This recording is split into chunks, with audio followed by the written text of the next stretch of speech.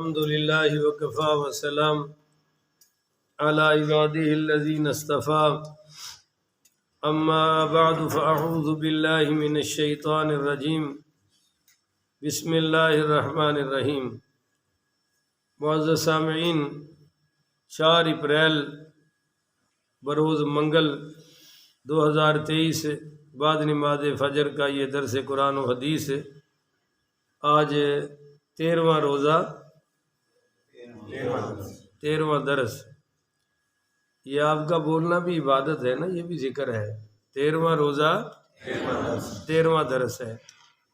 آج کی نشست میں میں آپ کے سامنے سیدنا معاذ ابن جبل پڑھیے رضی اللہ تعالی عنہ فرماتے ہیں کہ مجھے حضور پاک پڑھیے صلی اللہ علیہ وآلہ وسلم نے 10 باتیں ارشاد فرمائی۔ آج میں نے وہ 10 باتیں آپ کو پیش کرنی ہیں۔ بہتر تو یہ تھا کہ ایک نمازی بھی اٹھ کے نہ جاتا، پر یہ اللہ اس کو دیتا ہے جس کی نصیب میں لکھا ہو، تو حضور کا فرمان ہے نا۔ اچھا جی، پہلے تو یہ سن لیں کہ سیدنا معاذ ابن جبل پڑھیے رضی اللہ تعالی عنہ کو سرکار نے اپنی ظاہری وفات سے کچھ عرصہ پہلے، تھوڑے دن پہلے، یمن کا والی بنا کر رخصت کیا۔ یہ عجیب رخصتی تھی، یعنی یہ عجیب رخصتی ہوئی کہ سیدنا معاذ ابن جبل کو حضور پاک صلی اللہ علیہ وسلم نے اونٹنی پر بٹھایا اور خود مہار پکڑ کے پیدل چل رہے ہیں۔ سبحان اللہ۔ ہے کوئی پیر ایسا جو مرید کو اوپر بٹھائے اور خود پیدل چلے؟ کوئی ہے تو بتا دو، ایسا ہو سکتا؟ ہاں، آج کی پیری اور ہے، وہ نہیں ہے بھائی۔ تو 6 میل تک سرکار پیدل چلتے رہے۔ اب یہ اوپر سے تڑپ رہے ہیں بیٹھے، کہہ رہے ہیں یا رسول اللہ آپ اوپر تشریف لائیں، مجھے نیچے کریں۔ الٹا آپ نے مجھے اوپر بٹھایا ہوا ہے، خود مہار پکڑ کے پیدل تشریف لے جا رہے ہیں، مگر آپ کا حکم تھا، آپ نے فرمایا بیٹھے رہو۔ چنانچہ یہ بیٹھے رہے، بہت ساری باتیں ارشاد فرمائیں۔ 6 میل تک جب وہ مکمل کیا جہاں سے حضور نے واپس آنا تھا، تو بہت ساری باتیں کرتے کرتے آخری بات جب سرکار واپس تشریف لانے لگے، ان کو آگے بھیجنے لگے، تو فرمایا اچھا یار معاذ، اب میں تم سے جدا ہو کے جا رہا ہوں، اور ایک بات یاد رکھو، جب تم واپس آؤ گے تو یہ مدینہ ہوگا، میں نہیں ہوں گا۔ جب تم واپس آؤ گے تو میری مسجد ہوگی، مگر میں دنیا میں نہیں ہوں گا۔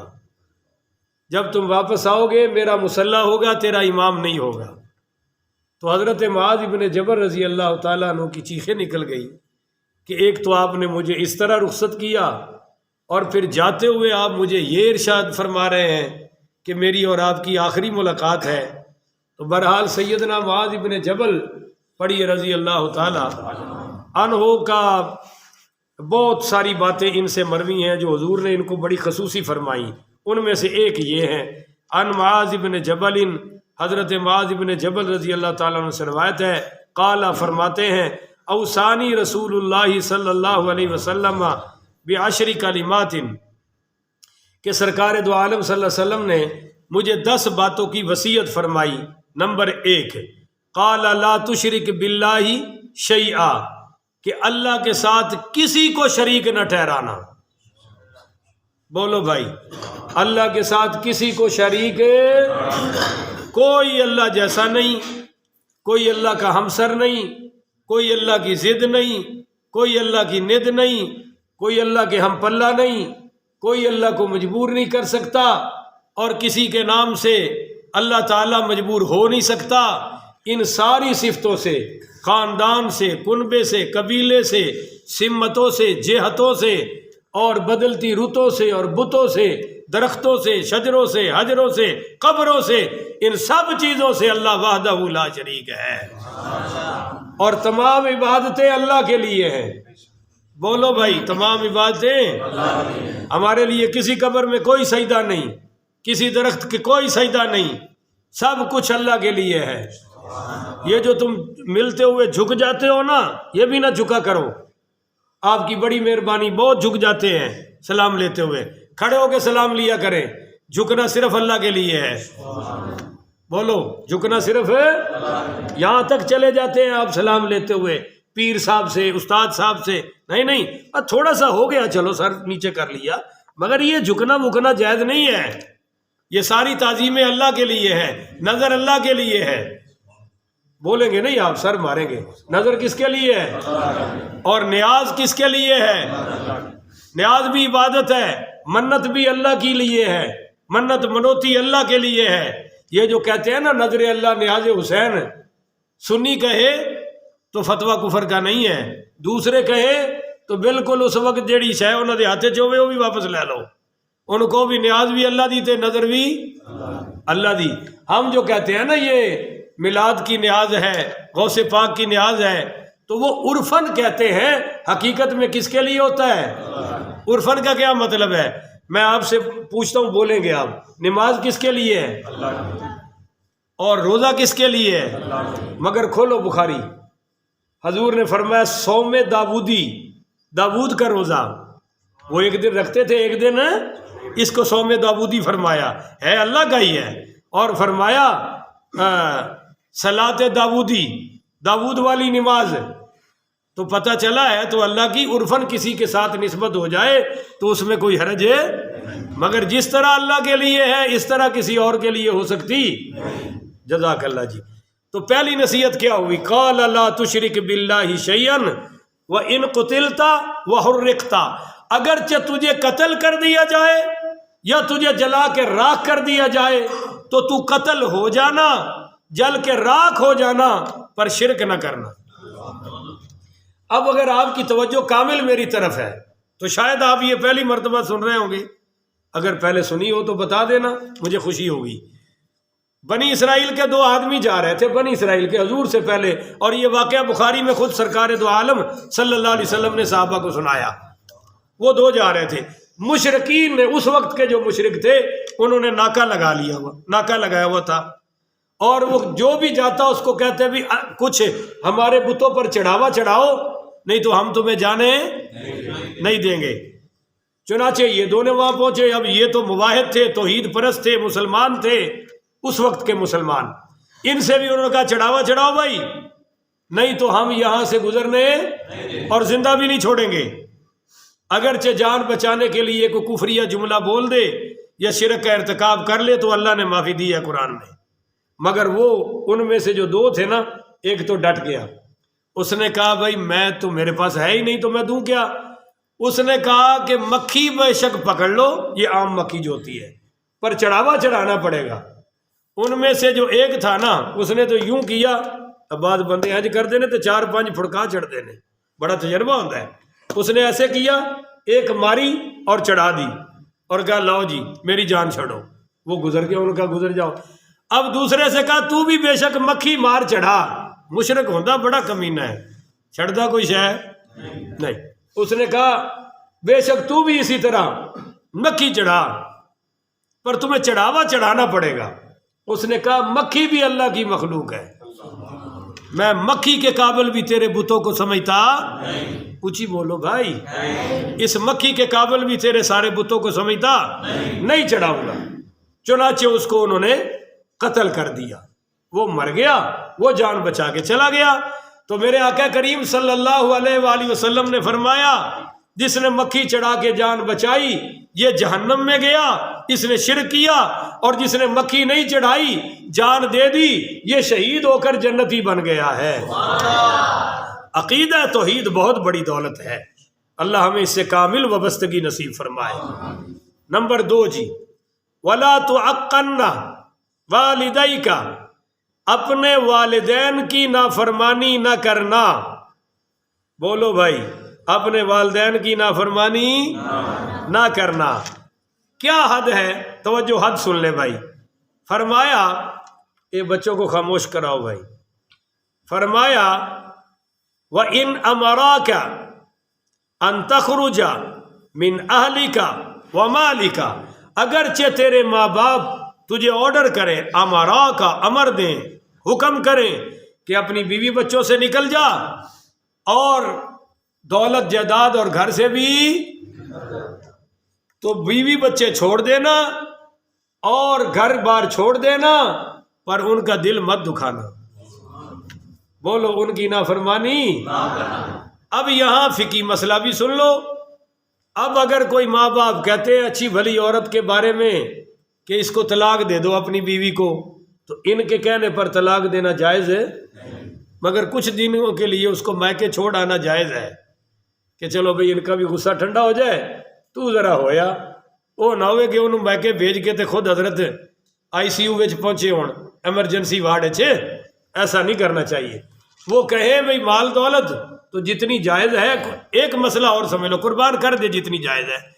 ایک طرف ماں باپ ہے، ایک طرف اولاد ہے، بیوی ہے، تو بیوی بچوں کو بھوکا رکھ کر ماں باپ کو کھلانا جائز ہے؟ بولو میں سچی کہہ رہا ہوں، غلط نہیں کہہ رہا. بیوی بچوں کا نان و نفقہ واجب ہے. ان کو بھوکا رکھ کر ماں باپ کو کھلانے کی شریعت نے اجازت ہے؟ تو کھلائے تو اس کی مرضی ہے، شریعت نے نہیں پابند کیا. پہلے ان کا خرچہ ہے، پھر ماں باپ کا خرچہ ہے. وہ بھی ہاں اگر کوئی اور بھائی ہے تو پھر اس کو اور ڈسکاؤنٹ مل جائے گا کہ باقیوں پر بھی تو خدمت فرض ہے نا، اس اکیلے پر تو نہیں ہے کہ یہ بیچارہ پھنس گیا باقی سارے چھٹ گئے. ایسا نہیں ہے. تو یہ دیکھا جائے گا اس کی حالات کے مطابق. بہرحال آج کے ماں باپ کہیں کہ بیوی بچوں کو چھوڑ دو، جائیداد چھوڑ دو، تو بالکل چھوڑنی جائز نہیں، مگر کچھ تھوڑی سی ڈسٹینسنگ تو پیدا کر لو، دور تو ہو جاؤ کہ ان کا دل ذرا خوش ہو جائے. جی 2 باتیں ہو گئی دوستو، بولو. تیسری بھی سن لو، بڑی کمال کی ہے. فرمایا وَلَا تَتْرُكَنَّ صَلَاةً مَكْتُوبَةً مُتَعَمِّدًا، کہ جان بوجھ کر فرض نماز نہیں چھوڑنی. یہ تیسری وصیت ہے، جان بوجھ کر فرض نماز نہیں چھوڑنی. فَإِنَّ مَن تَرَكَ صَلَاةً مَكْتُوبَةً مُتَعَمِّدًا فَقَدْ بَرِئَتْ مِنْهُ ذِمَّةُ اللَّهِ، کہ جو جان بوجھ کر نماز چھوڑ دیتا ہے فرض، اللہ پر اس کا کوئی ذمہ نہیں ہے، وہ اللہ کے ذمے سے نکل گیا، اللہ کی حفاظت سے، بولتے جاؤ، اللہ کے دین سے، ہاں جی، مسلمان برادری سے. اب مولوی چپ کر گئے. پہلے ہمارے بزرگوں کے فتوے تھے کہ بے نماز سے سلام بھی نہیں لینا، کلام بھی نہیں کرنا، بے نماز عورت کے ہاتھ کی روٹی نہیں کھانی، بے نماز سے کوئی کاروبار نہیں کرنا. اور شیخ عبد القادر جیلانی غوث پاک پڑھو رضی اللہ تعالی عنہ نے فرمایا ایک گھر میں اگر بے نماز ہے تو اس کی بے برکتی، نحوست، لعنت 40 گھروں تک جاتی ہے. اور یہ بھی غوث پاک کا فرمان ہے کہ بے نماز کا جنازہ نہ پڑھاؤ، بے نماز کو مسلمانوں کے قبرستان میں دفن مت کرو، اور بے نماز کو پھینک دو جیسے یہودی عیسائی کو تم پھینک سکتے ہو، ہندو کی طرح پھینک دو. اور سنو 3 اماموں کا فتویٰ یہ ہے، امام مالک کا بھی بعض نے لکھا ہے، بعض ان کی تھوڑی سی نرمی ہے، امام شافعی کا بھی اور امام احمد ابن حنبل کا بھی، کہ جو جان بوجھ کے ایک نماز چھوڑتا ہے وہ کافر ہو گیا. بولو وہ کافر ہے. یہ میں کل ڈاکٹر صاحب کو بتا رہا تھا کہ بھائی بے نماز بے دین کو زکوٰۃ دینے کے بارے میں بڑے سخت فتوے ہیں کہ آپ نے بے نمازی کو زکوٰۃ دے دی ایسے ہی ہے جیسے غیر مسلم کو دے دی. اور زکوٰۃ مسلمانوں کا حق ہے، دینداروں کا حق ہے، حضور کے غلاموں کا حق ہے. یہ دین کے دشمنوں کا بولو حق نہیں ہے. مگر آج علماء چپ کر گئے کہ 80%، 90% ہیں ہی بے نماز. آج اگر ہم آپ کو زکوٰۃ سے روکیں گے تو ہو سکتا ہے وہ کافر ہی ہو جائے. 3 اماموں کا فتویٰ تو واقعی کافر ہے. امام اعظم ابو حنیفہ پڑھو رحمت اللہ علیہ، انہوں نے فرمایا بھی کلمہ پڑھتا ہے تو مسلمان، پر کام کافروں والا ہی ہے. بولو بے نماز ہونا کام کس کا ہے؟ امام صاحب فرماتے ہیں کہ حاکم وقت پر لازم ہے کہ بے نمازوں کو گرفتار کرے، جیل میں ڈالے، جب تک یہ توبہ تائب نہ ہو ان کو رہائی کرنے کی اجازت ہے نہ دے. جی دیکھ لو، یعنی بے نماز مسلمان معاشرے میں، محلے میں رہنے، اٹھنے بیٹھنے، چلنے پھرنے کے قابل ہی نہیں ہے. اور میری پچھلی مسجد کا صدر ہو سی جنہیں روزیاں ہی داڑھی مڈا چھڑی پکی پہلے رکھ لئی. میرے نال گیا مولانا طارق جمیل نو ملن، انہیں کچھ گلاں کیتیاں، کہندا جی میں داڑھی رکھ لئی اور این روزے چ مڑا چھڈی۔ میں کہ او ظالم دے بچے تو نہ ہی رکھدا، پہلے ہی نہ رکھدا جی میں نہیں سی رکھی، اتنی بڑی توہین اور بھی رمضان وچ، تینوں اللہ دی پکڑ دا کوئی فکر نہیں۔ انہوں نے کہا مولوی صاحب روزے تو بعد اپنی مسجد لب لیا جی۔ کوئی گل سمجھ آئی ہے نہیں صحیح؟ مولویوں سے رشتہ جوڑتے تو ہیں علم کا، پر بعد میں ذاتیات پر لے آتے ہیں، اس کی بولنی ٹھیک نہیں، یہ بڑے سخت باتیں کرتا ہے، بڑی ہمیں ڈی ویلیو کرتا ہے، ڈی گریڈ کرتا ہے، ہماری انسلٹ کرتا ہے، بھلا کرتا ہے، ولا کرتا ہے، اور جب لاتے ہیں تب لسٹ دیا کرو نا جی، اس کو بھی راضی رکھنا ہے، اس کو بھی راضی رکھنا ہے، ان اگے اج ککڑ الذی نہ بن کے رہنا ہے، اے فلاں دی جی سر یہ سر کرنا ہے، یہ لسٹ آتے بار دو نا۔ اس وقت کیا کہتے ہیں؟ مسجد آباد کرنی ہے، دین کا کام کرنا ہے، آپ نے علم پھیلانا ہے، تو اب علم پر ہی رہو، اب ذاتیات پر تو آئے نا، ہر کسی کا اپنا لہجہ، آپ کی اپنی طبیعت، ہماری اپنی طبیعت ہے، طبیعتوں پر اب تبصرے کیوں، اب لب و لہجے کی پکڑ کیوں؟ علم پہ رہو۔ مولویوں سے یاری علم کی ہوتی ہے، اگر وہ ہے تو مولوی صاحب ٹھیک ہے، میرٹ پر ہیں، اور اگر وہ نہیں ہے تو جاہل کو ممبر پر بٹھانا بھی حرام ہے اور اس کا بولو واز سننا بھی حرام ہے۔ یہ میں نے اپنے لیے ویسے بات کر دی، معاذ اللہ اس سے مراد آپ نہیں ہیں، پچھلی بات کی ہے۔ تو پتہ چل گیا جی بے نماز مسلمان کہلانے کا مستحق نہیں ہے جی۔ کتنی وصیتیں ہوگی بھائی؟ بھول گئے ہو؟ اچھا فیصلہ کر لو کنی ہوگی، 3 ہو گئی ہیں، چلو جی چوتھی، وَلَا تَشْرَبَنَّ خَمْرًا فَإِنَّهُ رَأْسُ كُلِّ فَاحِشَةٍ، کہ شراب کبھی مت پینا، ہر فحاشی کی جڑ شراب ہے۔ بولو بھائی، ہر فحاشی کی جڑ ہے شراب ہے۔ اللہ تعالیٰ اس سے امت مسلمہ کو محفوظ رکھے۔ 4 ہوگی ساتھیوں، آگے 5، وَإِيَّاكَ وَالْمَعْصِيَتَكَ وَإِيَّاكَ وَالْمَعْصِيَةَ فَإِنَّ بِالْمَعْصِيَةِ حَلَّ سَخَطُ اللَّهِ، گناہوں سے بچ کے رہنا، ہر گناہ اللہ کی سختی کو دعوت دے رہا ہے، ہر گناہ اللہ کے عذاب کو دعوت دے رہا ہے۔ کہیں ایسا نہ ہو کہ گناہ کرتے کرتے اللہ کی پکڑ میں آ جاؤ، لہذا گناہوں سے بچ کے رہنا۔ کتنی ہو گئی جی؟ 5 ہو گئی۔ سارے بولو بھائی کتنی ہو گئی؟ اب آگے یاد رکھنا بھائی پیارے ساتھیوں، میرے آقا نے نمبر 6 پہ فرمایا وَإِيَّاكَ وَالْفِرَارَ مِنَ الزَّحْفِ وَإِنْ هَلَكَ النَّاسَ وَإِنْ هَلَكَ النَّاسُ، فرمایا اگر تم جنگ میں جاؤ، جہاد میں لڑائی زوروں پر چل جائے تو پیٹھ میں کر کے بھاگنا نہیں ہے، اگرچہ وہاں لاشوں کے ڈھیر لگ جائیں، وَإِنْ هَلَكَ النَّاسُ، اگرچہ سارے لوگ ہلاک ہو جائیں، قتل شہید ہو جائیں، مگر تو اتھے کنڈ کر کے نسنا، کیونکہ زندگی کس کے ہاتھ میں ہے؟ جہاد میں نہ زندگی ہے نہ موت ہے، موت تو اللہ کے پاس ہے، لہذا میدان جہاد سے بولو بھائی پیٹھ دکھا کے بھاگنا۔ اب کتنی 6 ہو گئی، آگے نمبر 7، وَإِذَا أَصَابَ النَّاسَ مَوْتٌ وَأَنْتَ فِيهِمْ فَاثْبُتْ، اگر تو دیکھے کہ کسی علاقے میں وبا پھیل گئی، جیسے کرونا ورونا یا وہ کوڑ کا مرض آ گیا یا کچھ اور چیز آ گئی، جزام وغیرہ کی بیماری آ گئی، فرمایا اگر تو کسی علاقے میں رہ رہا ہے اور وہاں ایسی بیماری آ گئی جس سے لوگ دھڑا دھڑ ہلاک ہو رہے ہیں تو تو نے بھاگنا نہیں ہے، تو جمے رہنا، وہیں رہنا۔ زندگی موت کس کے پاس ہے؟ اللہ کے پاس ہے۔ کتنی باتیں ہو گئی؟ سانو اللہ نے ایسے نیک حکمران دیتے نے، انہوں دا علاج ہوندہ ہی باہر ہے، ایتھے کوئی نہیں ہوندہ۔ کتنی باتیں ہو گئی؟ نمبر 8، وَأَنفِقْ عَلَىٰ عِيَالِكَ مِن طَوْلِكَ، فرمایا کہ اپنے اہل و عیال پر خرچ کرتے رہنا۔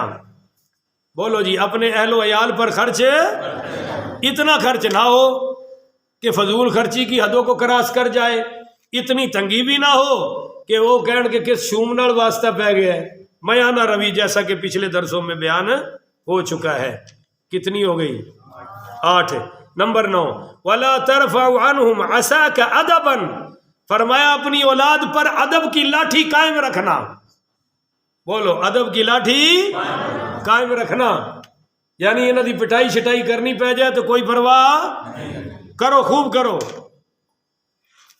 مدرسے جو ایک باری میں نسیا, قاری صاحب نے اتنا ماریا کہ اے میری باں تو ماں سٹ گیا. انہیں اتنے سوا کتے ماری ہی نہیں سوٹی, مار مار کے مار, وہ پھٹی سی چوڑی تے ڈنگی کر کے مار دے سی.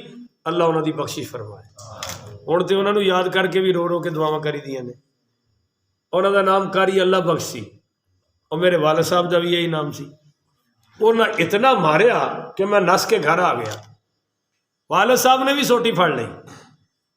انہیں بھی اتنا ماریا کہ پورے پنڈ چ پہلے تو نسایا مینوں, آپ بھی پیچھے پیچھے, میں اگے اگے.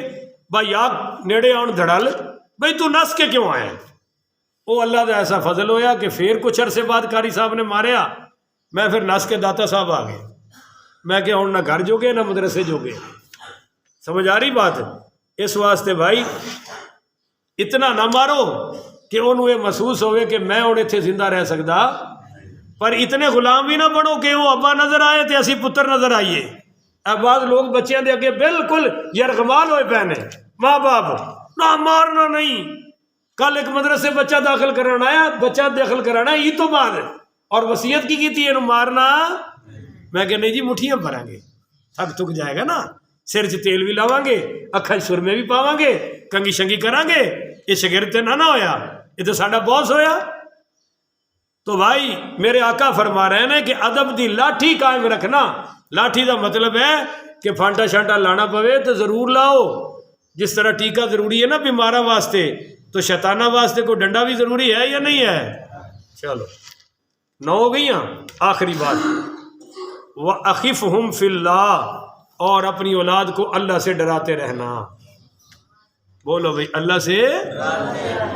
ایسا کوئی مسئلہ نہیں ہے کہ نمک نیچے گر گیا تو قیامت والے دن آنکھوں سے, پر ایمان نال دسو گل سنی جے کہ نہیں سنی؟ یار بولتے نہیں ہو. وہ کیوں کہ نمک بچ جائے. اب یہ ہمارے بڑوں نے کہہ رکھی تھی, اور اسی نمک دی انج حفاظت کر دے سی جی میں کنجوس آدمی سونے دی حفاظت کرتا ہے کہ یار وہ نیچے گر گیا قیامت والے دن آنکھوں سے اٹھانا پڑے گا. حالانکہ کہیں کوئی مسئلہ پڑا, یہ ڈرانے کی باتیں تھی. تو بہرحال اپنی اولاد کو اللہ سے ڈراتے رہنا چاہیے, اللہ کا خوف ان کے دلوں میں پیدا کرتے رہنا چاہیے. اللہ تعالیٰ سے دعا ہے اللہ مجھے اور آپ کو عمل کرنے کی توفیق عطا فرمائے. آخر ودعوانا ان الحمدللہ رب العالمین.